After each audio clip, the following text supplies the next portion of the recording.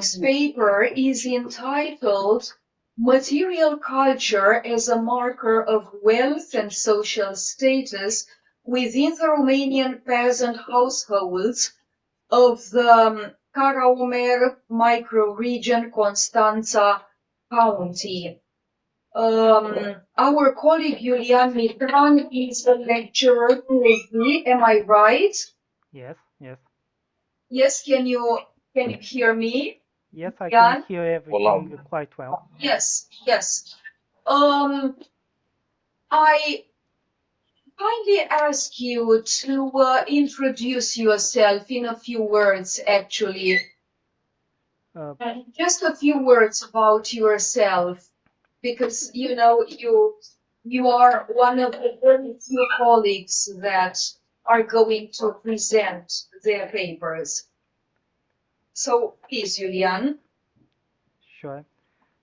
Thank you a lot for the presentation. I'm Julian Mitran. I'm a lecturer within the School of Life Sciences from Danube University. I teach at the social work program from within the Department of Psychology and Social Work. By training, I'm an anthropologist. I study a lot of aspects that have to do with local communities, rural communities, their life standards, their development throughout time. Many times this crosses into like the study of material culture, poverty, and what makes a community flourish over time, or what makes it go into a state of decay, as we see with many rural communities nowadays.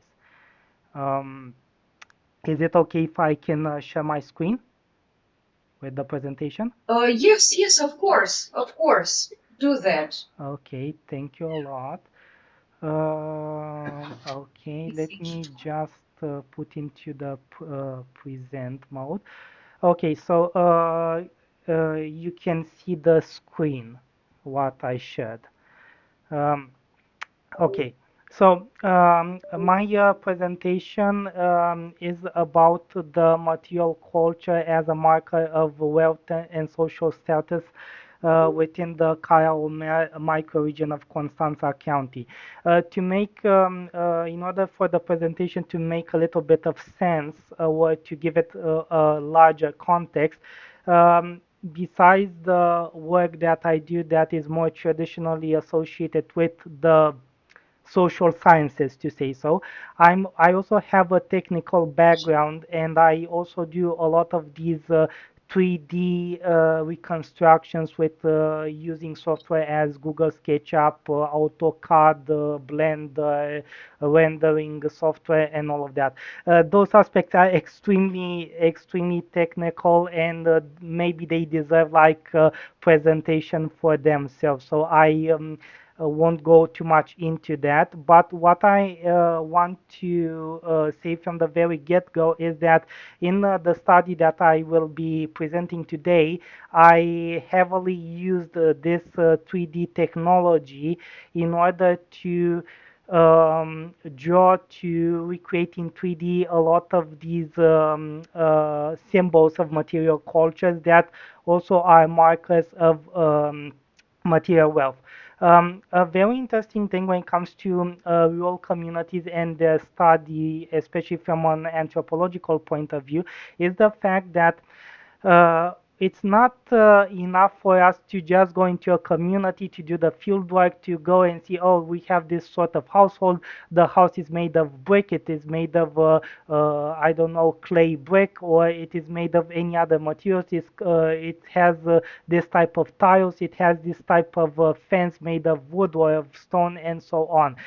In order for us to actually understand the level of development that a community has at a certain given time in history, we need to understand very well what were like the resources available in a certain historical era, and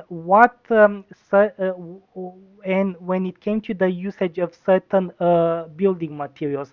Uh, we will always see that in certain historical eras, using certain construction materials or the availability of certain things clearly indicated a certain level of social status. For instance, and this is mostly what I concentrate in this study, after World War II, the household from these villages in the southeastern part of Constanța County went through a series of changes, and these changes had to do a lot with like the redesign of the house. Usually, a lot of like these homes that were built between the two world wars were demolished and they were replaced with new ones. And a lot of like these new homes, they were constructed according to new standards. And these new standards, they were meant to reflect a new vision when it came to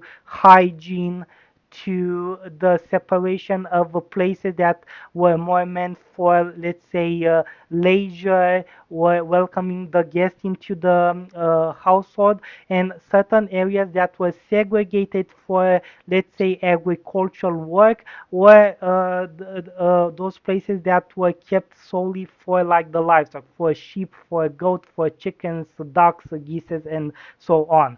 The household as it was between the world wars was it had a very fluid sort of design in which you could see like in the front of the house like chickens and geese and ducks running loosely. There was not this sort of idea that in front of the house, especially the part of the yard that was next to the road, you should have a place that was more clean, maybe a place that was meant for um, um, doing leisure activities or in at certain events in the village when you had a wedding or a funeral or any sort of event that involved you bringing guests into your yard. That place should be cleaner, should have, let's say, concrete sidewalks and so on. So what happened after World War II is that because of the development of the industries, you had the availability of cement, which made it possible for people in the countryside to finally have concrete sidewalks within their household. And also because of the development of the metal industry, the metallurgic industry, you also had the availability of metal. And metal was a big thing back in those days because, especially when it came to the fences and to the gates of the yard, the ones that were usually from the between war era, they mostly look like the one in this drawing, made of stone, and the gate was made of wooden planks, or it looked something like this. You see also like fences made of wood. After World War II, because of the availability of metal a lot, this sort of yard fence, as the one that we see in the drawing. You see both of the fence and the gate are made from vertical wooden planks. They became less, let's say, fashionable, but not only less fashionable, they were mostly replaced by gates and fences that were made of metal. And this sort of change was not I only. beg your pardon, Mr. Mitran. I beg your pardon. Ms. Stoiconi Claudia, close your microphone, please.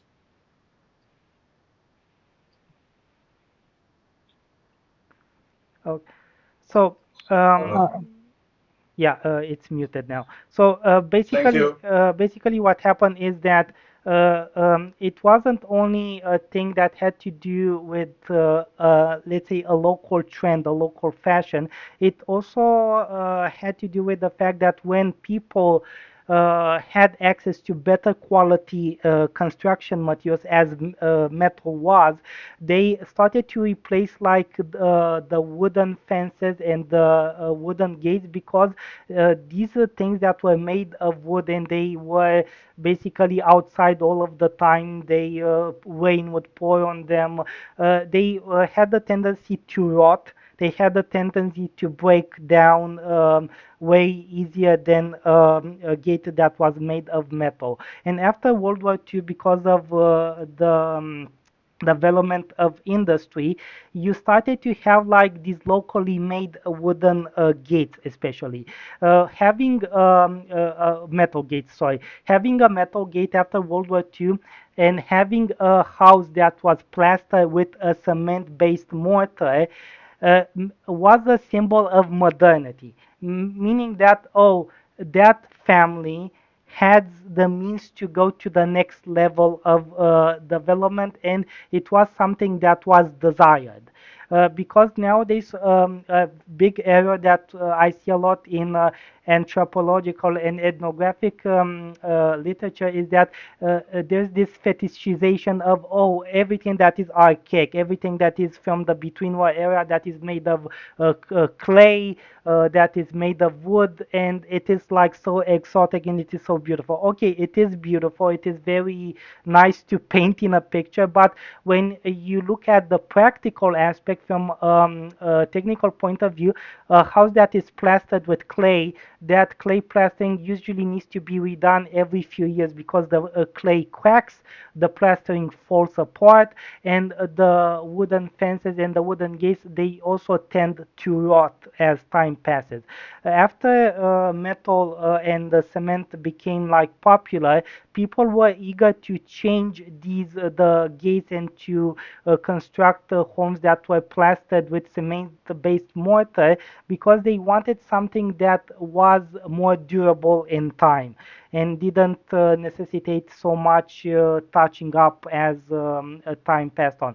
A very interesting thing about like these metal gates that I documented and that I draw, and you see the drawings in front of you, is the fact that most of them were made in local in these local shops. And a very interesting thing is, because they were locally made, you can see a lot the imagination of these local craftsmen from like the villages. The gates that I will present to you, they are all of them from the Negru Vodă town, or Caraomer as it used to be known. And you can see that they range from like this very simplistic design, in which you just have like a very basic metal sheet as a gate, and you have like these circles that are put into a decorative pattern, to like these very complex designs that you have these metal bars that are twisted, and they already are trying to imitate, let's say, maybe floral patterns, organic patterns. A very interesting thing that you'll see a lot with these gates is that, even though Art Deco and Art Nouveau styles were long past, so they were not fashionable anymore, certain aspects, not Art Deco in its original canonical form, but let's say motifs, like let's say a certain geometric pattern from like Art Deco was taken by these local craftsmen, and they were integrated into these new designs, but in a sort of local rural interpretation. So these sort of Art Deco things you can see here, with like these Rome type shapes, and this sort of geometric pattern with the rising sun. You'll see it a lot in with a lot of the gates that were created in this period. You can see it from like these swirling patterns that imitate like vegetal or organic structures, to ones that imitate, let's say, the rising sun, or they are just decorative patterns that are usually associated with elements from art decor. Because an interesting thing that happened in these rural places after World War II is that even when the homes, the houses were constructed, a lot of these art deco and neo-Romanian shapes that used to be popular in the between war era, they were taken by these local craftsmen, and they were like reinterpreted in a very simplistic manner, and they were integrated in the designs of the newly built homes. So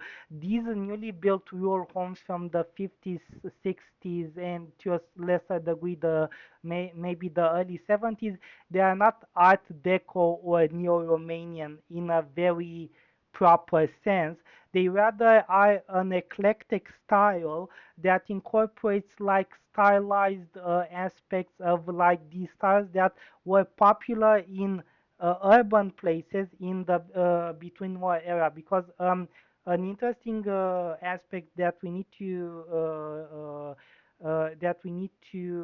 take into account is that there's this cyclicity, meaning that rural places have this tendency to take fashions that are no longer, let's say, uh, desirable in urban settings, and they incorporate them into the rural life.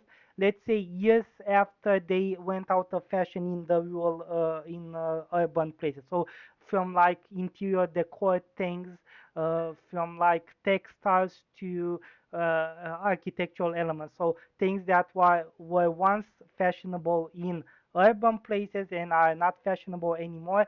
Let's say 10 years after they went out of fashion in cities, they kind of resurfaced and they became fashionable in these rural places. And I think sometimes the craftsmen that used to make them for these urban for the urban people, they relocated into rural areas, and they started to practice their craft for like rural clients.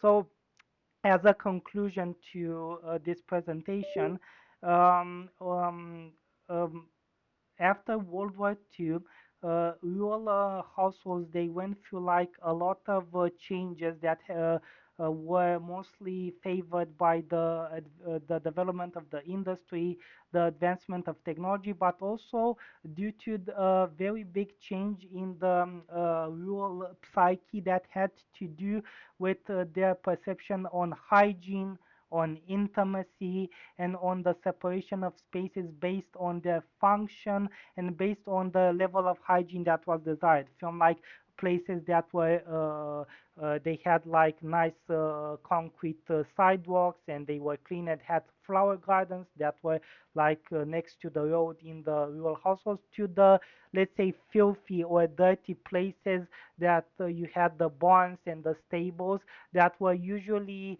segregated into the back part of the yard. Thank you.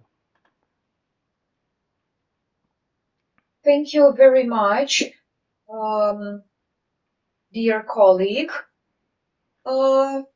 If you have questions, I mean, your paper is very, very interesting, of course, and we have found out things that I'm sure we didn't know about. If there are questions from online or from here, if not, I would like to ask you, um, can you tell us in a few words, I mean in 2 sentences, for example, what characterizes this microregion, Caraomer? Because I have to say that I haven't heard of it, and of course I listened to your paper, but maybe in very few words, in maybe if you want to tell us some key things, key aspects, Of course. So the Caraomer the microregion. specificity, better to say, the specificity of this microregion. Sure. So the Caraomer or Negru Vodă, you can find the town of Negru Vodă, which was basically the center, the central part of this presentation. It is basically the southeastern part of Constanța County that stretches from the coastline at Mangalia to the interior, where you find the town of Negru Vodă. It is a plateau region. It is a very dry region with no natural rivers. It is a region characterized by extreme drought, a lot of dryness. The watershed, so the underground water is in Caraomer, in Negru Vodă. You need to dig 70 meters below ground to find water, so 70 meters. It's a very dry place, and before the 1960s, because of the big problems that there were with like running water, usually you'd have like these trucks with that would bring water to the villages before they kind of made the centralized water system for the households there. It's a very dry region. It is an agricultural area, and it is also characterized by the fact that most of the human settlements, besides Mangalia, of course, which is a very old settlement, so besides Mangalia, most of the villages that you'll find in these regions were founded by by Crimean Tatars that settled there after the Crimean War. So most of the villages, they date back from the second part of the 19th century. So in a way, all of the settlements are very new from a historical point of view. They are not like old settlements. Like the second half of the 19th century, from a historical point of view, is like very recent. So dry, very little water, drought, and mostly like agriculture. And a last fact, it was the first region of Romania that was completely collectivized, a fost complet colectivizată. So it is the first raion of Romania that was completely collectivized by the communists. Yeah. Thank you very much. As I I'd said, like a very interesting. Yeah, I'd like to Yes. have a question Our too. Of course. The university was involved, I suppose, 5 or 8 years ago in a project, finally not finished. I mean, not attempted to financing regarding the use of traditional construction materials for buildings a lot. I mean, not only in the countryside, but also in other parts. I mean, towns, for example, because they are more, let's say, ecologically oriented. Speaking about your research here, what do you think? Do they use such kind of materials for their houses? Actually, it's a very good question, and I have a very an answer that is based on facts that I collected locally. So I went in that region in the summer of. I think you are stuck, Julian. You don't hear me? But not only. But I hear as well. So maybe I hear you, Julian. By the way. Okay, so but perhaps. Noi ne vedem. Gata. All right, it's okay. Julian, Your internet connection is unstable. Could you repeat, please, what you have just said? Sure. Because we were stuck and. Sure. Yes. So I said that I went back into that region because my mother's side of the family is actually from the Negru Vodă area. In the summer of of 2025, and I went to this village called Vâlcele, where Valal, as it was named in the past. Actually, it's a Kurdish name, not a Turkish name.